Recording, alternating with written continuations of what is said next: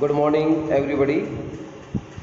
आज हमारी क्लास में हम सामाजिक प्राधिकार का जो चैप्टर पढ़ा था उसका मूल्यांकन करेंगे।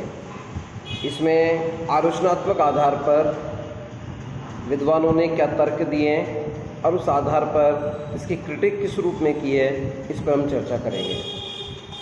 सामाजिक प्राधिकार जो कि हम पिछली कक्षा में पढ़ चुके थे, मैक्स वीबर द्वारा अवधारणा ये दी गई है और इसमें 3 प्रकार के प्राधिकार की चर्चा की गई।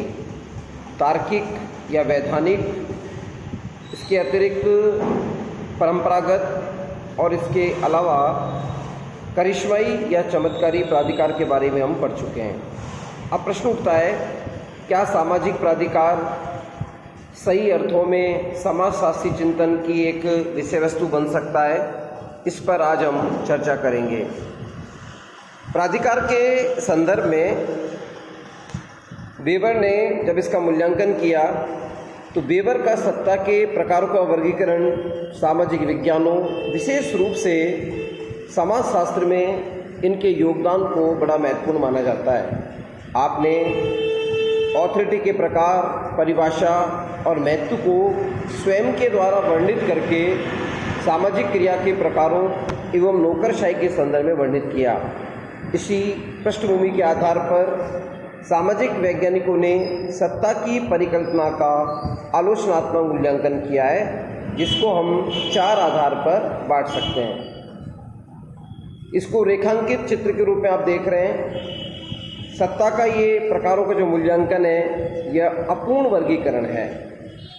पारंपरिक सत्ता में तार्किकता का जो समावेश किया गया है उसको इग्नोर किया गया है। यह स्पष्ट वर्गीकरण है और इस वर्गीकरण को मनोवैज्ञानिक आधार पर ही माना जाता है। इस आधार पर इसकी आलोचना होती है। सबसे पहले इनकम्प्लीट क्लासिफिकेशन, यह एक अपूर्ण वर्गीकरण है। वेबर ने जो सत्ता के 3 प्रकारों का सामाजिक क्रिया के संदर्भ में वर्णित किया और आपने क्रिया के 4 प्रकार बताए। क्रिया के चौथे क्रम में उसने मूल्य अभिमुखी तार्किक क्रिया से संबंधित सत्ता का चौथा प्रकार प्रतिपादित नहीं किया। इस वर्गीकरण के अभाव की लगभग सभी समाज वैज्ञानिकों ने आलोचना की है। वेबर द्वारा निर्मित और प्रतिपादित सत्ता का वर्गीकरण अपूर्ण है। यह सभी प्रकार की सत्ता के प्रकारों को अपने वर्गीकरण में समेटने में असमर्थ है। आप इसको यूँ समझ सकते हैं कि वेबर ने जो सत्ता के 3 रूप बताए, तार्किक, चमत्कारिक और परंपरागत, ये सामाजिक क्रिया के 4 प्रकारों के समतुल्य हैं। इसमें और अधिक इसकी विशद व्याख्या की आवश्यकता थी जो उन्होंने नहीं बताई, क्योंकि अन्य सामाजिक विज्ञानों में भी इसके रूप को देखा जा सकता है। विशेष रूप से ग्रामीण समाजशास्त्र, सामाजिक मानव शास्त्र, राजनीति विज्ञान, एक लोक प्रशासन में सत्ता के विभिन्न प्रकारों का वर्णन किया गया है। दूसरा बिंदु है पारंपरिक सत्ता में तार्किकता। जिस प्रकार से पारस्परिक क्रिया के संबंध में पर्सी कोहन व अन्य समाजशास्त्रियों ने कहा कि वेबर की ये धारणा है कि इस क्रिया के प्रकार में कर्ता सोच विचार नहीं करता, त्रुटिपूर्ण और अवैज्ञानिक है। इसका मतलब ये है कि जब मैक्स वेबर ने परंपरागत सत्ता के बारे में बताया तो उनका तर्क था कि इसमें व्यक्ति यंत्रवत आदिम समाज की परंपराओं के अनुसार कार्य करता है। वो अपना अच्छा बुरा बुला जो भी उसके संदर्भ में टिप्पणी की जाती है कि उसको क्या नुकसान होगा, क्या फ़ायदा होगा, ये सब वो सोचता नहीं है, जो गलत है। कोहेन कहता है कि पारंपरिक सत्ता में व्यक्ति अवैज्ञानिक आधार पर जो त्रुटिपूर्ण रूप दिया गया वो गलत है। इसमें व्यक्ति सोचता है। शासक व शासित दोनों ही सोच विचार करके अपनी भूमिका को सामाजिक व्यवस्था के रूप में संपन्न करते हैं। दूसरा बिंदु था इसमें अस्पष्ट वर्गीकरण। जिस प्रकार से वेबर के क्रिया का वर्गीकरण अस्पष्ट और गत्यात्मक है, उसी प्रकार से क्रिया के समानांतर सत्ता का वर्गीकरण भी अस्पष्ट एवं गत्यात्मक माना गया है। यह तथ्य अपने आप में सत्ता के वर्गीकरण की बहुत बड़ी कमी है। आपने बार बार लिखा है कि तार्किक, पारंपरिक और भावनात्मक क्रिया दूसरे प्रकार की क्रिया बन जाती है।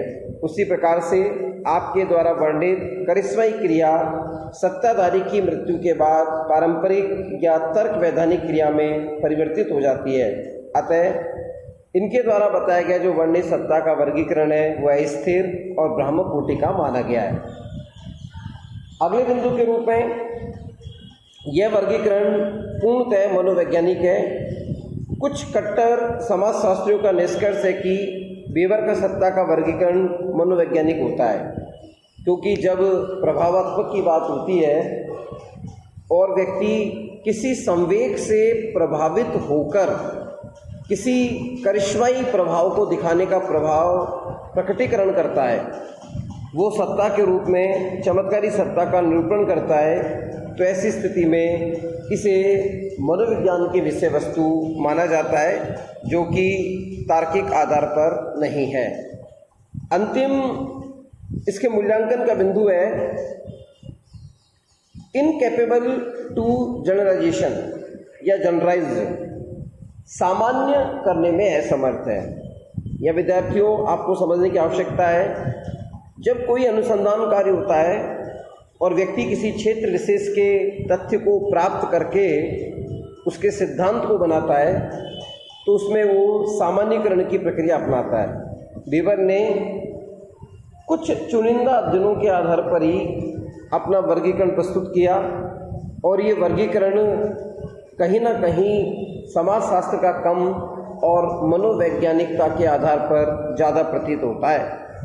वेबर का सत्ता का वर्गीकरण क्रिया के प्रकारों जैसा ही लगता है और ये क्रिया का सिद्धांत कोहन के अनुसार लघु स्तरीय है। उसी प्रकार से सत्ता का वर्गीकरण भी लघु स्तरीय है।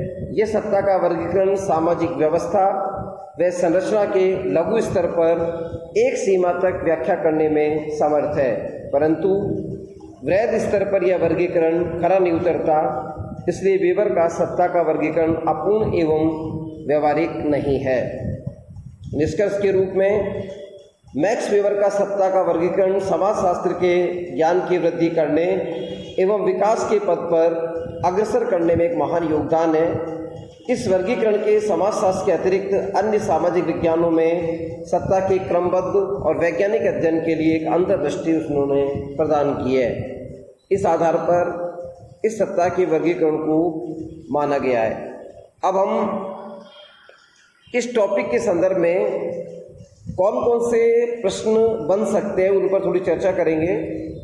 छोटे प्रश्न जब परीक्षा में आए, छोटे प्रश्न से मेरा तात्पर्य 20 शब्द और 40 शब्द से है। तो एक तो आप लोगों को मैक्स वेबर की पुस्तकों के बारे में जानकारी होनी चाहिए।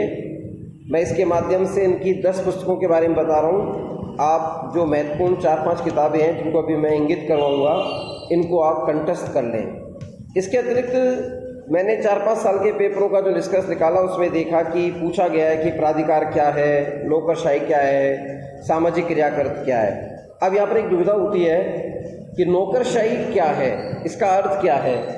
कई विद्यार्थी सोचते हैं कि ये तो पाठ्यक्रम में ही नहीं है, फिर क्यों पूछा गया। लेकिन मैक्स वेबर के कृतित्व के अंतर्गत नौकरशाही की अवधारणा आती है, इसलिए हमको ये जानना जरूरी है कि नौकरशाही को एक आदर्श प्रारूप के रूप में उन्होंने किस प्रकार समझाया। जैसे पहला प्रश्न आया, मैक्स वेबर की पुस्तक कौन सी है। तो ऐसी स्थिति में आप लोग इनकी पुस्तकों को थोड़ा सा हाईलाइट करके मैं आपको दिखवा रहा हूँ। The Protestant ethic and spirit of capitalism, ये पुस्तक इतनी महत्वपूर्ण है कि इसमें उन्होंने पूंजीवाद के लिए जो प्रोटेस्टेंट धर्म है ईसाई संप्रदाय का, उसको महत्वपूर्ण माना और उसके बारे में बताया। इन्होंने विश्व के अलग अलग धर्मों का अध्ययन किया, उस आधार पर पुस्तक लिखी।